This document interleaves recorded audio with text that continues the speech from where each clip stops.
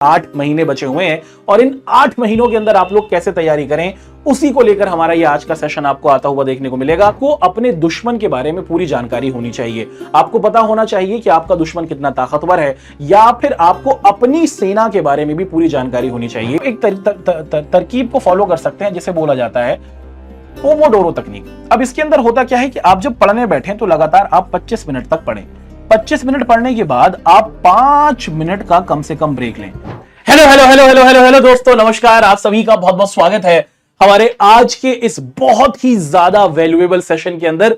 और जैसा कि आप सभी लोग हमारे इस वीडियो के डिस्क्रिप्शन में मौजूद जो टाइटल है उसको देख के पढ़ चुके होंगे कि हमारे आज के इस वीडियो के अंदर हम लोग आप सभी के साथ डिस्कशन करने वाले हैं कि जुलाई के महीने से वो क्या क्या चीजें आप फॉलो करें, जिनको आधार बनाकर आप लोग क्या कर सकते हैं दोस्तों, कक्षा 10वीं के बोर्ड के एग्जाम के अंदर अपने पूरे में से पूरे नंबर हासिल कर सकते हैं। तो जुलाई का महीना स्टार्ट हो गया है। मोटे तौर पर देखें तो आपके 8 महीने बचे हुए हैं और इन 8 महीनों के अंदर आप लोग कैसे तैयारी करें, उसी को लेकर हमारा ये आज का सेशन आपको आता हुआ देखने को मिलेगा। कि कक्षा 10वीं के कॉन्टेक्स्ट में अगर हम लोग देखेंगे, अगर आप लोग कक्षा 10वीं में है तो कक्षा 10वीं के अंदर रहते हुए आप वो क्या तरीके फॉलो करें जिनको ध्यान में रखकर आप आराम से 95% से भी ज्यादा नंबरों को हासिल कर सकते हैं।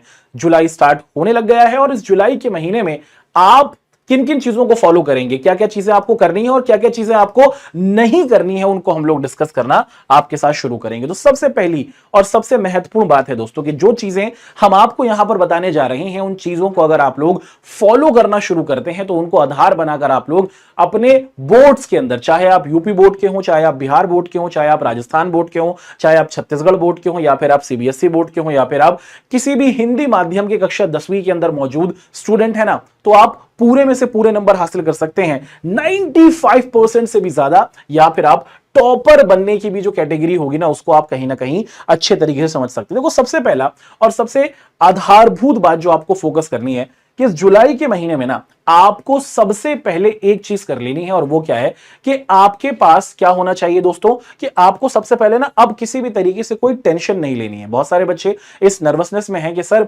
हमें ये देखने को मिल रहा है कि हमारे 2 महीने की छुट्टियां चली गई, 2 महीने की छुट्टियों में हमने पढ़ाई नहीं करी, बहुत सारे साथियों ने हमारी पढ़ाई कर ली है, हम बहुत पीछे रह गए हैं। ऐसा बिल्कुल भी आपको फील नहीं होने देना है। आपके पास एक अच्छा टाइम है। इन अच्छे 8 महीनों के अंदर अगर आप अपनी प्रिपरेशन को करेंगे तो आप अच्छे से अच्छे नंबरों को हासिल कर सकते हैं। देखिए, आपको ना ये पूरी कोशिश करनी है कि जो भी चीजें आप पढ़ने की कोशिश करें उसको आप बहुत ही गहराई के साथ पढ़ें। ऐसा ना हो कि सिर्फ सरसरी तौर पर या फिर ऊपर ऊपर से आप अपने सब्जेक्ट्स को पढ़ रहे हैं। बहुत ही गहराई के साथ और बहुत ही समझदारी के साथ आपको पूरी कोशिश करनी होगी कि आप अपने सारे के सारे सब्जेक्ट्स को समझें, और उसी साथ साथ जो भी टॉपिक आप पढ़ें उसका कंप्लीट बार आपको रिवीजन करते रहना है। तो सर ये सारी बातें तो हमें पता ही हैं। आप ये बता रहे थे कि वो क्या तरीके हैं जिनको आप फॉलो कर जुलाई के महीने से 95% नंबर लेकर आ सकते हैं, वो बताना आप हमारे साथ शुरू कीजिए। सबसे महत्वपूर्ण बात दोस्त जो आपको ध्यान देनी है वो क्या है कि जब आप युद्ध में जाते हैं, जब आप लड़ाई लड़ने जाते हैं ना, तो आपको अपने दुश्मन के बारे में पूरी जानकारी होनी चाहिए। आपको पता होना चाहिए कि आपका दुश्मन कितना ताकतवर है, या फिर आपको अपनी सेना के बारे में भी पूरी जानकारी होनी चाहिए कि आपके पास कौन कौन से हथियार हैं, आपके कौन कौन से योद्धा सबसे बढ़िया हैं।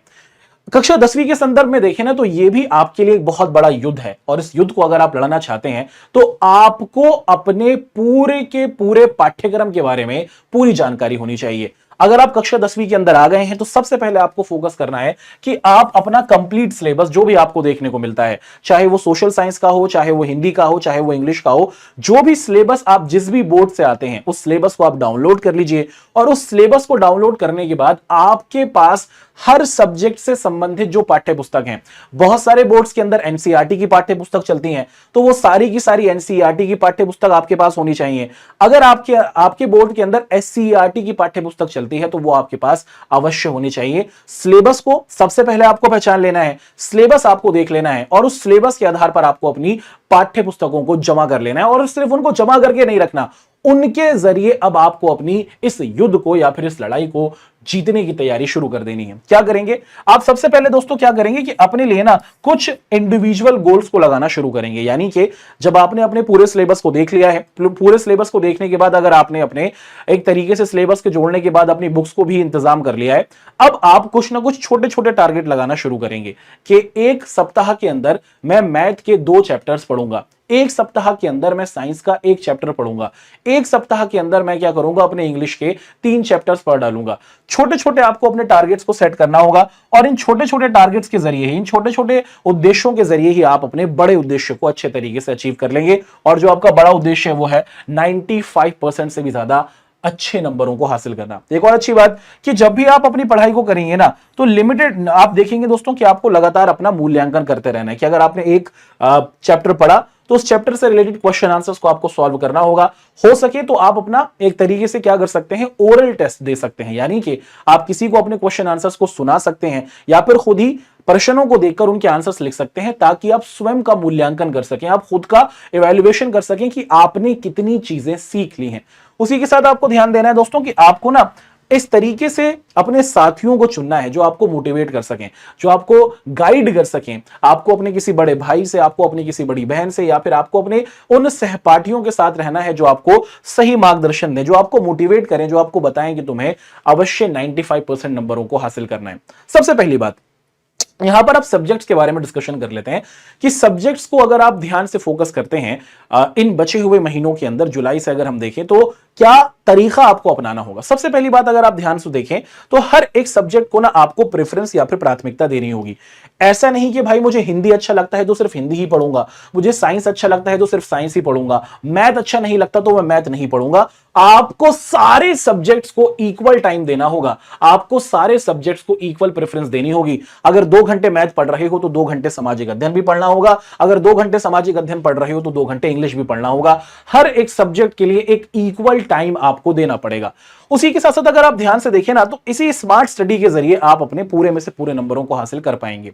फोकस कीजिएगा कि जो आपके गणित और विज्ञान के सब्जेक्ट आपको देखने को मिलते हैं, ये थोड़ा ज्यादा ध्यान मांगते हैं। अधिकतर जो बच्चे होते हैं वो या तो गणित सब्जेक्ट के अंदर या फिर विज्ञान सब्जेक्ट के अंदर आप देखते हैं दोस्तों कि थोड़े कमजोर होते हैं। और इसके पीछे की वजह यह होती है कि आपने ना अपनी पिछली क्लासेस के अंदर गणित पर या फिर साइंस पर ध्यान नहीं दिया होता है। अब जो हो गया तो हो गया।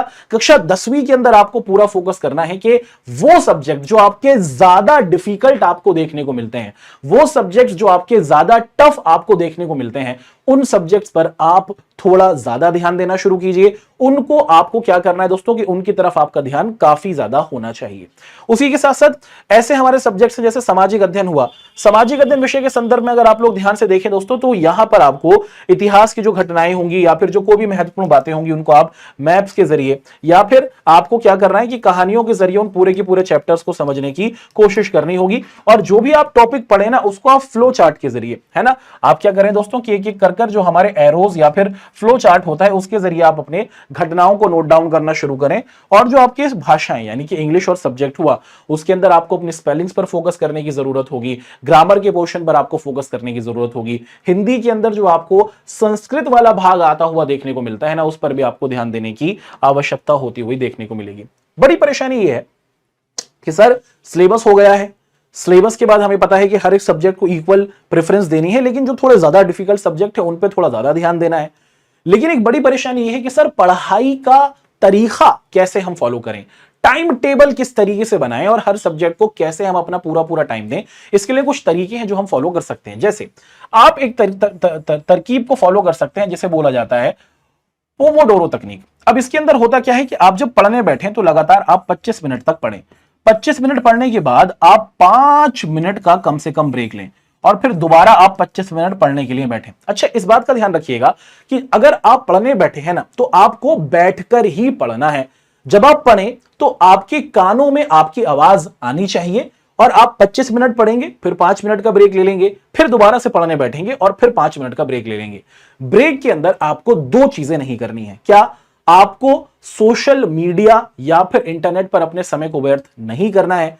और दूसरी चीज क्या है दोस्तों कि आपको ना पूरा का पूरा फोकस रखना है अपना, कि आप फोकस रहें 5 मिनट के अंदर। हो सके तो आप अपनी आंखें बंद करें, एक एक अच्छा म्यूजिक आप सुन सकते हैं जो आपको क्या कर सकता है, एनर्जाइज कर सकता है।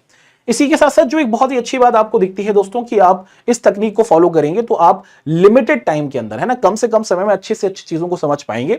उसी के साथ साथ आप हर सप्ताह का अपना कुछ ना कुछ लक्ष्य बनाएं कि एक दिन में मुझे 2 टॉपिक पढ़ने हैं, एक सप्ताह के अंदर मुझे पूरा चैप्टर पढ़ लेना है, एक पूरे महीने के अंदर मुझे कम से कम 3 बार चैप्टर्स को पढ़ लेना है। इस तरीके के आपके टॉपिक्स और उनके जो लक्ष्य या फिर टारगेट हो आपको सेट कर देने चाहिए। उसी के साथ साथ जो भी आप पढ़े ना उसका मॉक टेस्ट आपको जरूर देना है, यानी कि टेस्ट देना भी आपके लिए बहुत ज्यादा जरूरी है। और इन टेस्ट के जरिए ही आप लोग अपनी चीजों को और अच्छे तरीके से मजबूत कर सकते हैं। और आपको एक्टिव रिवीजन करना होगा। ऐसा नहीं कि जब आप रिवीजन करने बैठे तो आप पूरा फोकस ना दें। रिवीजन का तरीका क्या है कि मान लीजिए कि आज मैंने एक चैप्टर पढ़ा, तो फिर मैंने आज एक चैप्टर पढ़ने के बाद, मान लो कि आज 1 जुलाई है, मैंने आज एक चैप्टर पढ़ा है, उसके बाद फिर मैं 3 जुलाई को उस चैप्टर को पढ़ने की कोशिश करूंगा, फिर मैं इस चैप्टर को 7 जुलाई को पढ़ने की कोशिश करूंगा, फिर मैं इस चैप्टर को 11 जुलाई को पढ़ने की कोशिश करूंगा। तो जब आप 1 जुलाई को पढ़ेंगे टाइम ज्यादा लगेगा, 3 जुलाई तक वो चैप्टर कम टाइम में कंप्लीट हो जाएगा, 7 जुलाई तक वो और कम टाइम में आप अच्छे तरीके से रिवाइज कर लेंगे, 11 जुलाई तक आप उसको बहुत कम टाइम पर अच्छे तरीके से रिवाइज कर लेंगे, है ना। तो आसपास के टाइम पर जल्दी से जल्दी आपको चीजों को रिवाइज करते चलना है कि जितना एक्टिव तरीके से आप रिवीजन करेंगे वो आपके लिए काफी ज्यादा फायदेमंद रहेगा। क्या चीजें नहीं करनी है उस पर डिस्कशन करते हैं। ध्यान दीजिएगा कि आपको रटना नहीं है। अब आप कक्षा 10वीं के अंदर आ चुके हैं। अधिकतर बच्चों की यही परेशानी होती है कि वो चीजों को रटते हैं। आज से 3 साल के बाद अगर आप देखें तो आप कॉलेज के अंदर बैठे होंगे, या तो आप कॉमर्स, साइंस या फिर ह्यूमैनिटीज लेकर किसी अच्छे कॉलेज में, किसी अच्छे संस्थान में होंगे। कॉलेजेस में जाने के बाद आपको रटना नहीं होता है। अब आप बड़े हो गए हैं, अपने आप को बड़ा समझना शुरू कीजिए, चीजों को समझिए और समझने के बाद अपने हिसाब से उनको एक्सप्लेन करना शुरू कीजिए, अपने शब्दों में एक्सप्लेन करना शुरू कीजिए, है ना। तो जो रटने का तरीका है वो आपको छोड़ना पड़ेगा। वो 9th तक चल जाता था, कक्षा 10वीं के अंदर आपको चीजें समझनी है और उसके बाद फिर उसको अपने शब्दों में एक्सप्लेन करना है। दूसरी महत्वपूर्ण बात है कि आपको ना पिछले साल के जो क्वेश्चन पेपर है वो आपको जरूर देखने हैं।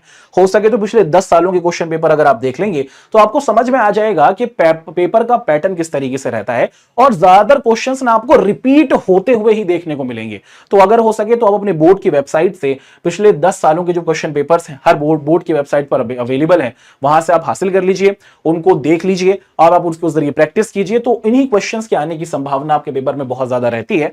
इसी के साथ साथ देर रात तक पढ़ाई ना करें। जो बच्चे रात को पढ़ना पसंद करते हैं वो पढ़ सकते हैं, लेकिन जो सुबह पढ़ते हैं तो वो एक अच्छी तरीके से क्या करें दोस्तों कि अपनी नींद को लें, है ना। एक प्रॉपर अमाउंट ऑफ नींद आपके लिए जरूरी होती है, क्योंकि यही नींद आपको जागृत रखती है अपनी पढ़ाई और अपनी चीजों को हासिल करने में। ब्रेक आप देखते हैं दोस्तों कि अनावश्यक तौर पर ना लें, कि अगर आप पढ़ाई कर रही हैं, है ना, जितना ब्रेक का टाइम आपने सोचा है 5 मिनट का उतना ही दें। ब्रेक का टाइम बहुत ज्यादा ना लेता चले जाएं। ऐसा ना हो कि अगर आप ब्रेक 5 मिनट का लिए हैं तो वो 5 से 10, 15, 20, 25 मिनट हो जाए, ऐसा ना करें। अपने टाइम का सदुपयोग करें और हर चीज को फोकस रखें। एक बहुत ही महत्वपूर्ण चीज, इंसान मोटिवेशन पर चलता है। इंसान चलता है दोस्तों मोटिवेशन के ऊपर। तो आपके लिए भी एक मोटिवेशन होनी चाहिए, क्या कि आप देखें कि आपके आसपास कौन सी आपको सफलताएं या फिर प्रेरणा की कहानियां देखने को मिल जाती हैं। यानी कि आप पिछले साल के जो टॉपर्स रहे हैं वो भी तो आप ही की तरह स्टूडेंट थे, वो भी तो हिंदी माध्यम से आ रहे थे, वो भी तो साधारण परिवेश से आ रहे थे।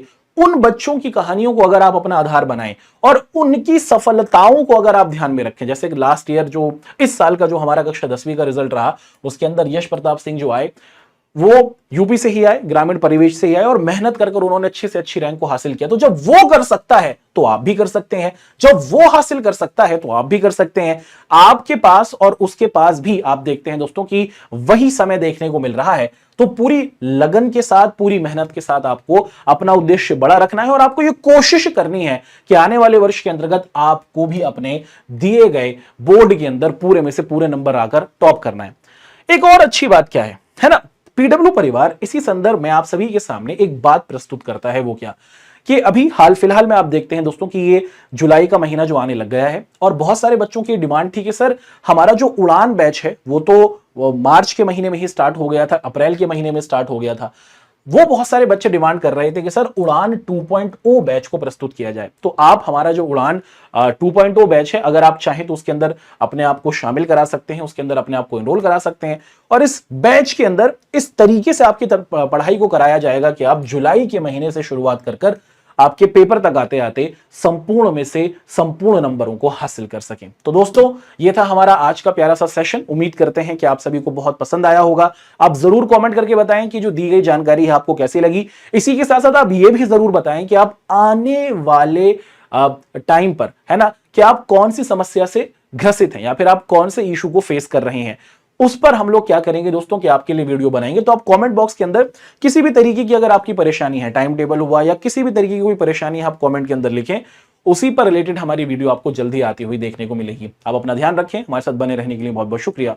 जय हिंद।